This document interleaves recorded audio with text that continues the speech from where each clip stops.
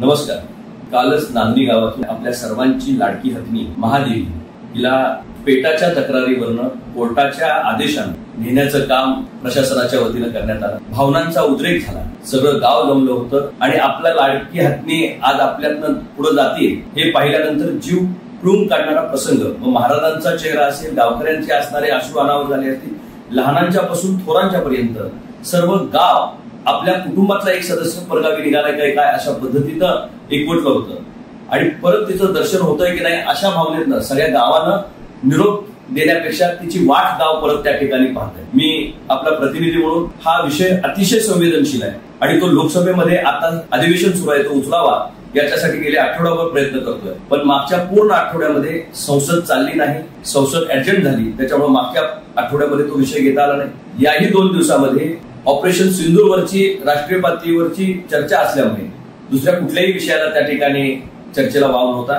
मी लवकरच या विषयाला वाच्यता पार्लमेंटमध्ये त्या ठिकाणी फोडणार आहे. पण मी पेटासारख्या संस्थांना जे स्वतःला प्राणीमित्र म्हणून घेत आहेत त्यांना मला मुद्दामून या ठिकाणी सांगितलं पाहिजे की तुम्ही माणसामध्ये आणि जनावरांमध्ये फरक करत असताना जे जनावर माणसाळलेलं आहे, जो प्राणी माणसाळलेला आहे, तो तिकडं दुसरीकडे कुठंच राहू शकत नाही. ती हत्नी फक्त आणि फक्त नागरी गावामध्येच आनंदाने राहू शकते आणि त्या मठाधिपत्यांच्या आशीर्वादामध्येच आणि त्यांच्या असणाऱ्या व्यवस्थेमध्येच चांगली राहू शकते. जशी माणसाची सायकोलॉजी असते तशी प्राण्यांची सायकोलॉजी असते आणि तिच्यावर होणारा सायकोलॉजिकल परिणाम खऱ्या अर्थानं त्याच्यासाठी तुम्ही कारणीभूत ठरणार आहात. पेटा स्वतःला जर प्राणीमित्र म्हणून घेत असेल आणि प्राण्याच्या संरक्षणार्थ हे आपण सर्वजण करत असाल तर गावागावामध्ये आमच्याकडे भटकी कुत्री फार मोठ्या प्रमाणात आहे.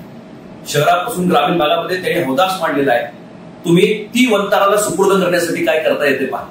आम्ही सगळेजण तुम्हाला मदत करू. पण जे जनावर पाळीव जनावरांसारखं त्या ठिकाणी राहिलंय, आमच्या बरोबर घरच्या कुटुंबाच्या सदस्यासारखं राहिलंय, त्याला इतकं प्रेम त्याचं गावकऱ्यांच्यावर आहे आणि गावातल्या लोकांचं त्याच्यावर आहे. सध्याचं एक स्थान म्हणून 600 वर्षाची परंपरा त्या मठाला त्या ठिकाणी आहे. असा आमच्या आत्म्याला हात घालण्याचं काम तुम्ही त्या ठिकाणी केलंय. निश्चितच याला आम्ही लोकसभेमध्ये वाच्यता फोडू. नागपंचमीच्या विषयी कालच एक चांगला महत्वाकांक्षी निर्णय केंद्र सरकारने घेतला आणि वन्य प्राण्यांच्या यादीत असताना सुद्धा नागदेवतेच्या पूजेला परवानगी त्या ठिकाणी मिळाली आणि काल आनंदानं नागपंचमी माझ्या शिराळा गावातील आम नागरिकांनी साजरी केली.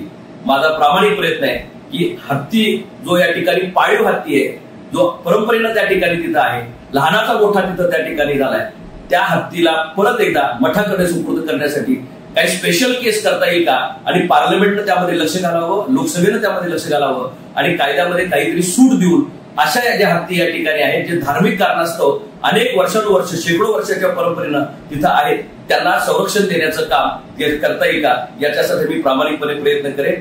निश्चितच झालेली घटना ही वेदनादायी आहे. मी पोलीस प्रशासनाला सुद्धा विनंती करतो की केसेस त्या लोकांच्यावर ज्या घातलेत त्या भावनाविवश झालेल्या या ठिकाणी समाजानं आपल्यावर तुमच्यावर करायचं आक्रमण त्यांना कारण नव्हतं, पण आपल्या घरातला सदस्य कोणतरी ओढून घेऊन जात आहे या भावनेतनं खऱ्या अर्थानं तो मनाचा आक्रोश निर्माण झाला. आपणही समजून घ्या, कुठेही कठोर कारवाई या सगळ्या लोकांच्यावर होणे याची काळजी आपण घ्या.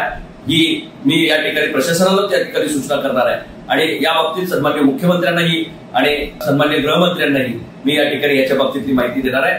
आपण संयम राखा. निश्चितपणे एक नागदेवतेची लढाई आपण जिंकलोय.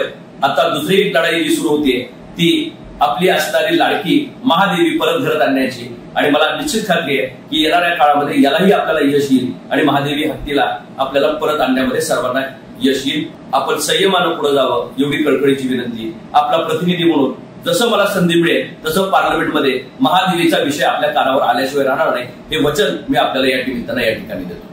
धन्यवाद. बाळ, फ्रीज मधून श्रीखंड काढ ना. आम्ही पूर्वी घरीच बनवायचो श्रीखंड, त्याची चवच वेगळी होती. आता काय सगळं रेडीमेड.